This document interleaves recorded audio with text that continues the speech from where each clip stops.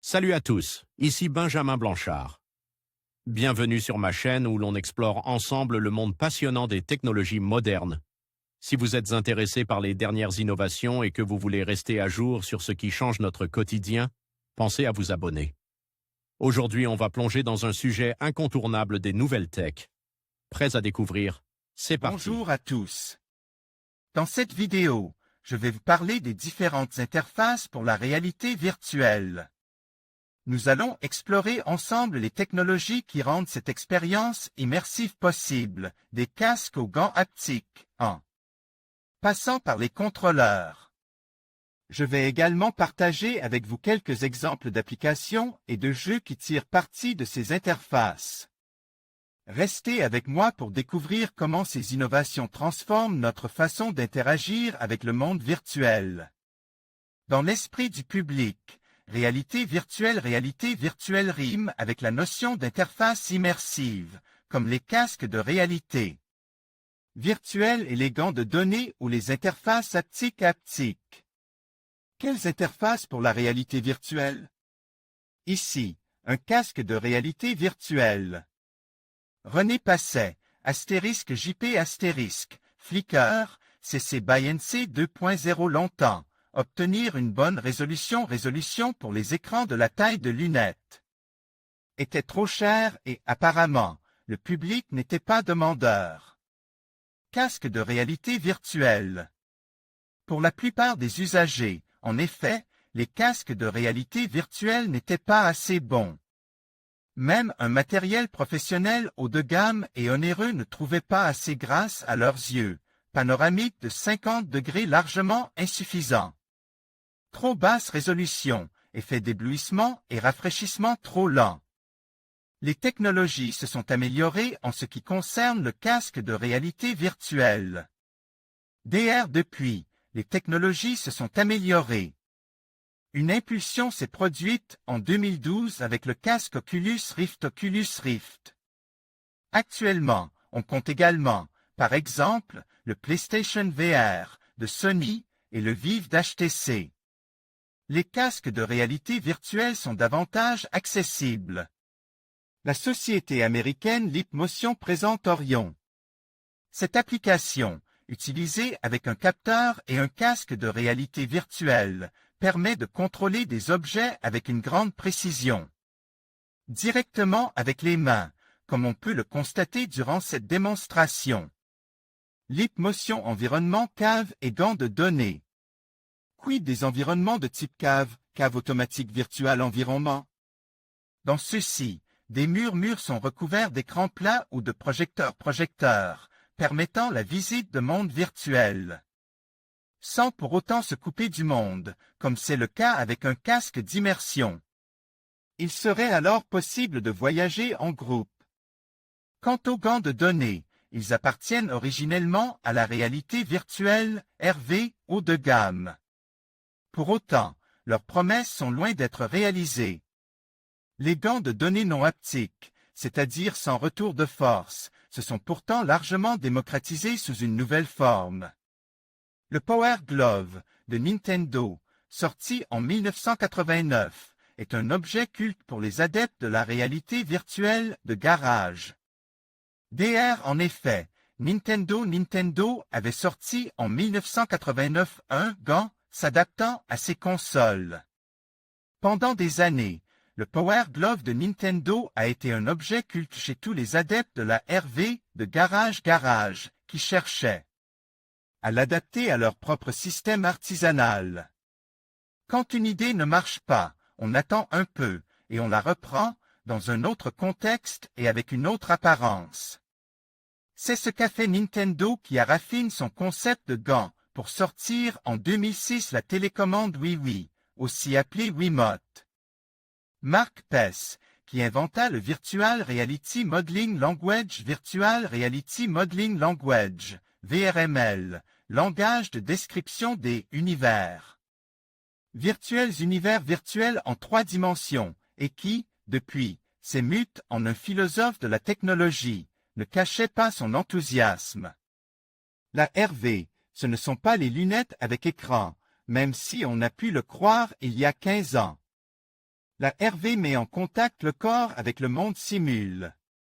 Nintendo, avec un appareil intelligent, pas cher, attrayant et hautement fonctionnel comme la Wiimote, a réussi cela. Ils ont fait ce que des décennies de chercheurs et d'ingénieurs ont échoué à faire, ils nous ont mis dans le jeu. Si la Wii est capable de transmettre au monde virtuel les mouvements de notre corps, elle ne permet pas de simuler le sens du toucher ou le retour d'effort. Une telle sophistication semble bien réservée aux laboratoires de recherche. Le Falcon, de Nova, un joystick à retour d'effort. Mais c'est compter sans l'audace de petites sociétés comme Nova, qui a mis au point le Falcon, une espèce de joystick à retour d'effort. Il s'agit en fait d'une petite boule reliée à une base par 3 bras robotiques. Le Falcon, de Nova, une espèce de joystick à retour d'effort. D'ailleurs, lorsqu'on manipule cette boule, les bras offrent différents degrés de résistance qui permettent de simuler un contact physique avec les objets virtuels, de les sentir au bout des doigts. Cette interface est conçue pour un public de joueurs. Elle était chère à sa sortie, environ 249 $ pour un joystick, mais restait à portée de la bourse d'un aficionado. Baptise la Wii 2 par Popular Mécanique, le Falcon reste cependant très différent, dans ses fonctions, de l'interface Nintendo. C'est un objet qu'on est censé utiliser assis, qui n'autorise pas les déplacements du corps comme la Wii. Pour les sportifs, la réalité virtuelle peut receler encore bien des possibilités. La Wii Balance permet de capter les mouvements des pieds et du corps. Il est même possible de faire du jogging dans Second Life, toujours à l'aide de la Wii, comme le montre cette vidéo. Se déplacer dans la réalité virtuelle. La question du déplacement est l'une des plus difficiles. Comment créer un espace dans lequel un utilisateur pourra faire du surplace, sans se cogner la tête contre les murs ou les meubles et en même temps avoir l'illusion de courir, de danser? Le laboratoire de réalité virtuelle de l'université de Tsukuba, au Japon, a expérimenté des dispositifs avec des sols mobiles, et même avec un système de roller. La même université a mis au point le Stringwalker présente en août 2007 au SIGGRAPH. Les pieds de l'utilisateur sont harnachés par des cordes, reliées à un cercle d'hôte de plusieurs moteurs. Lorsque l'on veut se déplacer, les cordes transmettent le mouvement au programme et exercent une force contraire pour replacer le joueur au centre du cercle. Cependant, malgré tout l'intérêt de ces recherches, on voit bien que leurs applications grand public ne sont pas encore pour demain. Vers la connexion neuronale? La réalité virtuelle sera-t-elle un jour notre future demeure? Quitterons-nous notre corps de chair pour vivre tous nos désirs dans un paradis numérique? Certains futuristes imaginent que notre cerveau pourrait être numérisé et que nous pourrions vivre ainsi, en tant que programme informatique, sur les réseaux. Pure science-fiction pour l'instant, bien entendu. Une première étape serait déjà l'immersion totale envisagée dans les romans de William Gibson, par la connexion neuronale directe. Autrement dit, le cerveau, directement branché sur la machine, recevrait ces stimuli sans intermédiaire et enverrait directement ses ordres au corps virtuel sans passer par le corps de chair, ou, comme aiment le dire les personnages de Gibson, et, après eux, bon nombre de geeks par la viande. L'interface neuronale existe, mais, pour l'instant, dans un seul sens. Il est possible au cerveau de donner des ordres, généralement assez primitifs, à un programme via des machines, souvent coûteuses. Cela peut être précieux pour les tétraplégiques, et peut même donner naissance à des espèces de sports mentaux, comme le main-ball.